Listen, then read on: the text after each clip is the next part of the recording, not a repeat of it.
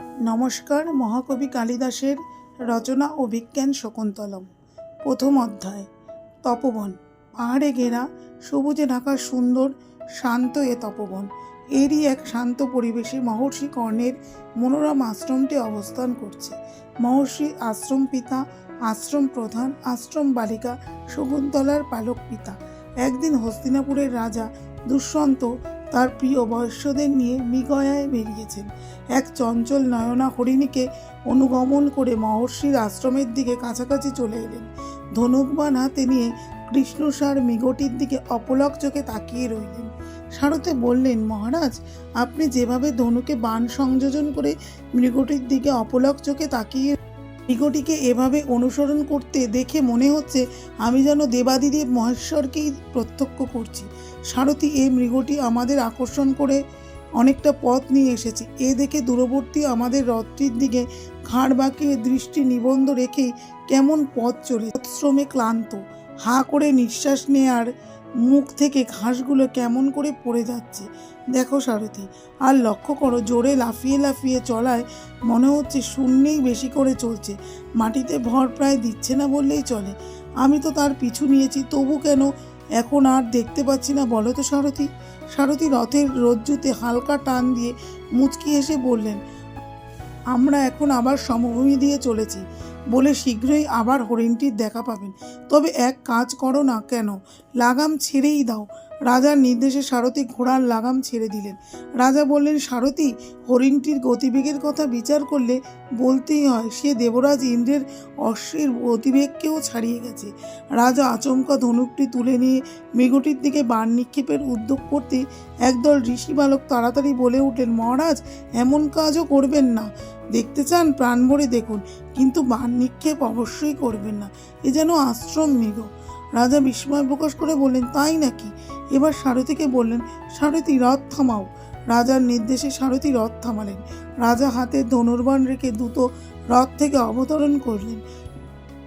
ঋষি বালকদের লক্ষ্য করে সস্নেহে বললেন, তোমরা বুঝি আশ্রম বালক? মহর্ষি কর্ণ তো এই আশ্রমের বালকগুলির ঘাড় কাত করে রাজার প্রশ্নের জবাব দিয়ে বলল, এদের কোমল দেহে কেন বাণ ছুটতে যাচ্ছেন? মৃগ শিশুর কোসম কোমল প্রাণ আপনার বাণ সইতে পারবে? আপনি অনুগ্রহ করে বাণ সম্বরণ করুন। নির্দোষ দুর্বলকে সংহারের জন্য তা আপনাদের অস্ত্র ধারণ নয়, বরং আর্তজনদের রক্ষা করাই আপনাদের ব্রত হওয়া উচিত। মুচকি হেসে রাজা বললেন, ঠিক আছে, তবে তাই হবে বালকগণ। ঋষি বালকদের মধ্য থেকে এক তপস্বী বলেন, মহারাজ, পুরুবংশের গৌরব, আপনার পক্ষে এ তো সঙ্গত। আপনি এমন এক গুণবান পুত্র লাভ করুন যিনি ক্ষমতা বলে একচ্ছত্র অধিপতি হবেন। মুহূর্তকাল নীরব থেকে তপস্বী আবার বলতে লাগলেন, মহারাজ, আমরা সমিত আরোহণ করতে চলেছি। মালিনী নদীর তীরে ওই পিতা কর্ণের আশ্রম দেখা যাচ্ছে। আপনি বরং আশ্রমে গিয়ে আতিথ্য গ্রহণ করুন। আর বাধাবিঘ্ন দূরীভূত হওয়ার তপস্বীগণের যজ্ঞানুষ্ঠানে কি সুযোগই না এসেছে? আপনার ধনুর্বাণ কি অসীম ক্ষমতা ধারণ করে আপনি বুঝতে পারবেন। রাজা জিজ্ঞাসু দৃষ্টি মেলে তাকিয়ে বললেন, এখানে আশ্রম পিতা কে বলুন তো? মহর্ষি কর্ণ, তবে বর্তমানে তিনি এখানে অনুপস্থিত। সম্প্রতি কন্যা শকুন্তলার উপর আশ্রমের দায়িত্ব দিয়ে তারই বিরুদ্ধে দৈবিক অনুকূলে নিয়ে আসার জন্য সোমতীর্থে যাত্রা করেছেন। তবে তারই সঙ্গে দেখা করে আসি। মহর্ষি ফিরে এলে তিনি আমার শ্রদ্ধা জ্ঞাপন করবেন, কি বলেন? উত্তম প্রস্তাব। তবে আমরা সমিত সংগ্রহে যাত্রা করছি। সারথি রথ ঘুরিয়ে নিলেন। লাগামে হালকা টান পড়তেই তেজি ঘোড়াগুলির আশ্রমের দিকে ছুটতে লাগলো। কিছু দূর এগিয়ে রাজা দুষ্মন্ত বললেন, সারথি, মনে হয় আমরা আশ্রমের সীমানায় পৌঁছে গেছি। ওই দেখ, শুক পাখিদের কোটরের মুখ থেকে ধান গাছের নিচে ছড়িয়ে পড়েছে।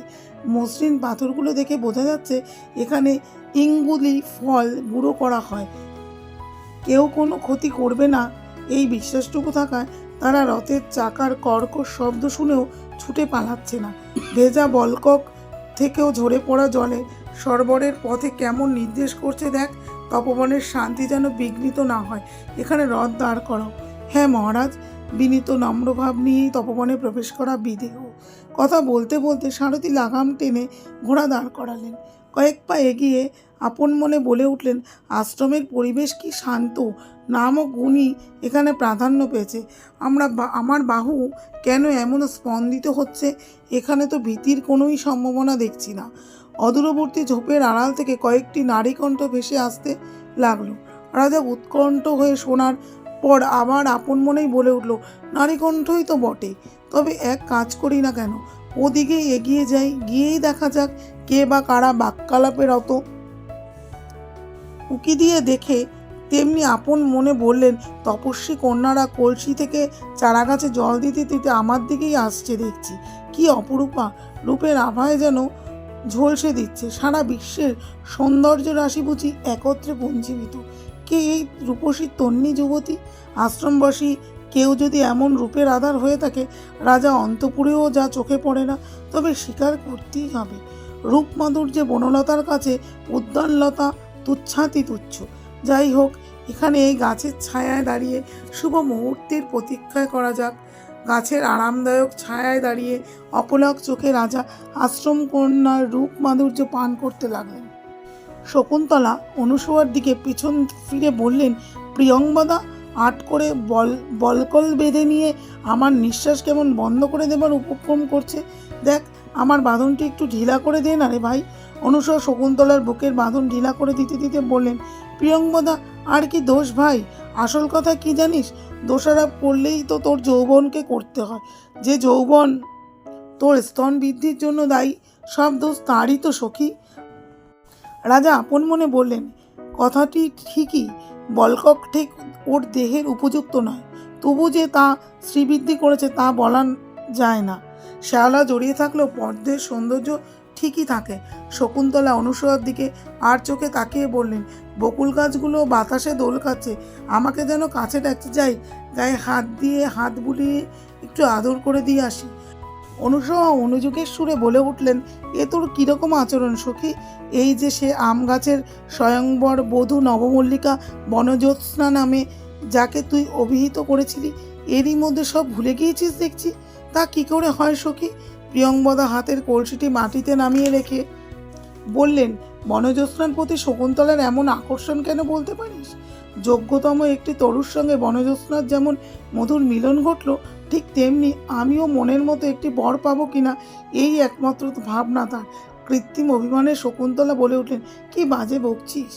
আমার নয়, তোরই মনের কথা হয়তো বলে ফেললি। কথা বলতে বলতে কলসিটা নামিয়ে গাছে জল দেবার জন্য ওটাকে উপর করলেন।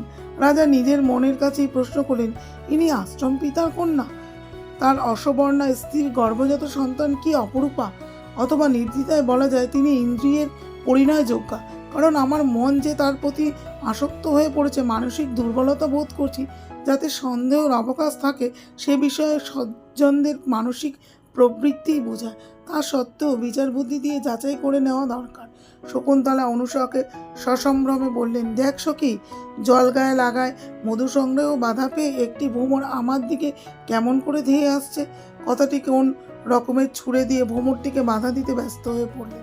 রাজা অনুচ্চ কণ্ঠে উচ্চারণ করলেন, ওহে মধুকর, এমন চঞ্চল চোখ দুটিকে বারবার স্পর্শ করছো, কানের কাছে মিষ্টি সুরে গুনগুন করছো, কোন গোপন কথা বলার জন্য তুমি অত্যগ্র আগ্রহী? বারবার হাত তুলে বাধা দেওয়া সত্ত্বেও যেন তার রতি সর্বস্ব অধরটিতে গিয়ে বসছো, সুধা পান করছো। তুমি যে কৃতি পুরুষ, সফল কাম। শকুন্তলা বিরক্তি প্রকাশ করে বললেন, নচ্ছার, এ ডাকাত ভ্রমরটির হাত থেকে আমাকে বাঁচা, তোরা জ্বালিয়ে খেলে যে। প্রিয়ংবদা অনুসূয়ার মুখে হাসির ছোপ ফুটিয়ে তুলে বললেন, বাঁচাবো? আমরা বাঁচাবার কে শুনি? রাজা দুষ্মন্তকে স্মরণ কর সখী। তপবনে যে রাজারাই উপদ্রব শূন্য করে শান্তি অক্ষুণ্ণ রাখেন, তুই বরং তাকেই ডাক। রাজা এতক্ষণ গাছের ছায়ায় দাঁড়িয়ে তিনি আশ্রম কন্যার কথাবার্তা গোপনে লক্ষ্য করছেন। সখীদের কথা শুনে মনে মনে বললেন, আত্মপ্রকাশ করাই কি এই অপূর্ব সুযোগ! যেমন ভাবনা তেমনই কাজ। কোনো ভয় নেই, কোনো ভয়। অর্ধেক উচ্চারণ করেই নিজেকে সামনে নিলেন। আপন মনে বলে উঠলেন, এ আমি কি করছি? আমি যে রাজা, দুষ্মন্ত জানাজানি হয়ে যাবে যে। তার চেয়ে বরং এগিয়ে গিয়ে কথা বলা যাক। দ্রুত পায়ে শকুন্তলার সামনে গিয়ে বললেন, কি ব্যাপার? দুষ্টের শাস্তিদাতা পুরবংশীয় কোনো একজন পৃথিবী শাসনের দায়িত্বে রয়েছেন, তখন নিরীহ তপস্বী কন্যাদের পীড়ার কারণ হচ্ছে কোন পাণ্ডব? রাজা দুষ্মন্তের আকস্মাৎ আত্মপ্রকাশ করায় আশ্রম কন্যাগণ কেমন অপ্রতিভ হয়ে পড়লেন। কোনো রকমে নিজেকে একটু সামনে নিয়ে অনুসূয়া বললেন, আর্য মারাত্মক কিছু ঘটেনি। আমাদের এই প্রিয় সখীটি এক দুঃস্বভ্রমণের আক্রমণে বিব্রত বোধ করছেন। রাজা শকুন্তলার দিকে চোখ ফিরে সসম্ভ্রমে জিজ্ঞেস করলেন, কি তপস্যার কুশল তো? তপস্যা কার্যে কোনো দুর্বৃত্ত কি? শকুন্তলা লজ্জায় অবনত মস্তকে দাঁড়িয়ে পায়ের আঙুল দিয়ে আনমনে মাটি খুঁড়ে চললেন। অনুসূয়া এগিয়ে এসে কথা বলে শকুন্তলাকে যেন স্বস্তি দিলেন। এমন একজন অতিথি আশ্রমে পদার্পণ করার পর কি বলা যায় তপস্যার কুশল নয়? শকুন্তলাকে লক্ষ্য করে বললেন, সখী শকুন্তলা, দৌড়ে কুটিরে গিয়ে অর্ঘ্য সাজিয়ে নিয়ে আয়। মুচকি এসে রাজা বাধা দিয়ে বলেন, আর তার দরকার হবে না। আপনাদের প্রীতিপূর্ণ ব্যবহার ও বাক্যালাপী অতিথি তুষ্ট। প্রিয়ঙ্গদা সবিনয় নিবেদন রাখলেন, তবে বরং এক কাজ করুন, ওই ছাতিমের ছায় একটু বিশ্রাম করে ক্লান্তি আপনোদন করে নিন। রাজাকে নিয়ে আশ্রম কন্যায় ছাতিম গাছের ছায়ায় বাঁধানো এক বেদির ওপর বসালেন। অনুসূয়া আশ্রমে এগিয়ে প্রিয়ঙ্গদার কানের কাছে মুখ নিয়ে অনুচ্চ কণ্ঠে বললেন, প্রিয়ঙ্গদা, ইনি কে বুঝলাম না তো? এমন সুদর্শন যুবা পুরুষ, চোখে বুদ্ধিমত্তা, পৌরুষের সুস্পষ্ট ছাপ, প্রিয়দর্শন, এ যুবককে প্রতিপত্তিশালী কেউ বলেই মনে হচ্ছে। কে কে ইনি? শকুন্তলা নিজের মনকে শক্ত করে গিয়ে বললেন, হে আমার চঞ্চল মন, সুস্থির হও। দেখো, তোমার কথাগুলি অনুসূয়ার মুখ দিয়ে উচ্চারিত হচ্ছে। প্রিয়ঙ্গদাও জিজ্ঞেস করলেন। রাজা পড়লেন এবার মহা সমস্যা। আপন মনে বলতে লাগলেন, এখন কি করি? নিজের পরিচয় দেব কি করে? আত্মগোপনেরও তো কোনো উপায় নেই। তার চেয়ে বরং এভাবেই সমস্যার সমাধানের চেষ্টা করি। প্রিয়ঙ্গদার প্রশ্নের উত্তরে বললেন, দেখুন, পূর্ববংশীয় রাজা আমাকে ধর্মীয় কাজে নিযুক্ত করেছেন। চারিদিকে ঘুরে ঘুরে দেখেছি ধর্মানুষ্ঠান নির্বিঘ্নে সম্পন্ন হচ্ছে কিনা। তাই তো আপনাদের কর্ম সম্পাদন করতে আজ গোপনে আমাকে আসতে হলো। রাজা আগ্রহ প্রকাশ করে প্রিয়ঙ্গদা অনুসূয়াকে বললেন, আপনাদের এই শকুটি সম্বন্ধে আমি কিছু জানতে চাইছি। শুনেছি আপনাদের আশ্রম পিতা আজীবন ব্রহ্মচারী। আপনাদের এই সখীটি তার কন্যা, কেমন করে সম্ভব হলো তা তো বুঝছি না। অনুসূয়া রাজার প্রশ্নের জবাব দিতে গিয়ে বললেন, শুনুন বলছি। কৌশিক এ গোত্র নামে এক প্রভাবশালী মহর্ষি রয়েছেন। তিনি আমাদের সখীটির জন্মদাতা। জেনে রাখুন, প্রাচীনকালের কথা, একদিন এই ঋষিবর কঠোর তপস্যায় রত ছিলেন। দেবতারা কি যেন তার বিশেষ এক কারণে ভীত হয়ে স্বর্গ থেকে মেনকা নামে এক অপ্সরাকে পাঠালেন তার তপস্যা ভঙ্গ করার উদ্দেশ্যে। হ্যাঁ, ঠিকই বলেছেন, অপরের নৈষ্ঠিক সাধনায় দেবতাদের ভীতি আছে। অনুসূয়া এবার বললেন, অপ্সরা মেনকা রূপের ডালি মেলে তপস্যারত ঋষিদের সামনে উপস্থিত হলেন। তার সম্মোহিনী রূপে মুগ্ধ হয়ে ঋষিবর লজ্জায় তিনি মুখ ঘুরিয়ে নিলেন। কথা শেষ করা সম্ভব হলো না। রাজা তাকে দয়ামুক্ত করে বলতে লাগলেন, ঠিক আছে, বুঝেছি, ইনি নিশ্চয়ই অপ্সরার গর্ভজাত সন্তান, এই তো? রাজা আরও একধাপ এগিয়ে বললেন, আপনার সখীর ব্যাপারে আমার আরও কয়েকটি জিজ্ঞাসা রয়েছে। বলুন তো, বিবাহ সম্বন্ধ নির্ধারিত না হওয়া পর্যন্ত তিনি তপস্বিনী হয়েই থাকবেন, নাকি প্রণয় ব্যাপারে প্রতিবন্ধক, নাকি চোখগুলো হরিণের মতো বলে তাদের নিয়েই মেতে থাকবেন? বলুন তো আমাকে। আমার সখীটি ধর্মাচরণের ব্যাপারে সম্পূর্ণ অধীন ঠিকই, তবে পিতৃদেবের ইচ্ছা, যোগ্য বর পেলে অবশ্যই তাকে সম্প্রদান করবেন। রাজা অনুসূয়ার কথায় আশ্বস্ত হলেন, সল্লাসে শক্তোক্তি করলেন, তাই হয় যদি, তাহলে এবার দুর্লভ অবশ্যই নয়, চেষ্টা করলে কাছে পেতে পারি, রূপলাবণ্য উপভোগ করতে পারি। আমার মনের দ্বিধাদ্বন্দ্ব দূর হলো। হে আমার চঞ্চল মন, তুমি যাকে আগুনের লেলিহান শিখা ভেবে পিছিয়ে যাচ্ছ, সে যে মোটেই দুর্লভ নয়, সামান্য প্রয়াসেই পেতে পারো। অনুসূয়ার ওপর কৃত্রিম অভিমান প্রদর্শন করে শকুন্তলা আশ্রম গৃহে চলে যাবার উদ্যোগ করলেন। প্রিয়ঙ্গদা বাধা দিয়ে বললেন, সখী শকুন্তলা, তোর এভাবে চলে যাওয়া কি শোভন হবে? বিশিষ্ট অতিথির সেবা করাই কি তোর আমাদের প্রাথমিক কর্তব্য নয়? শকুন্তলা চলে যাওয়ার উদ্যোগ করায় রাজার মনে হতাশার সঞ্চার হলো।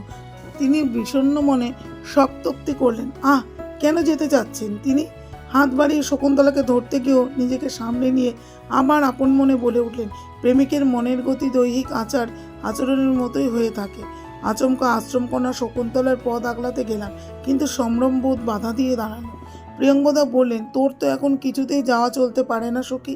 গাছে জল দেবার ব্যাপারে দুবার জন্য তুই আমার কাছে ঋণী। আগে ঋণ তো শোধ কর, তারপর না হয় যাবার চিন্তা করবি।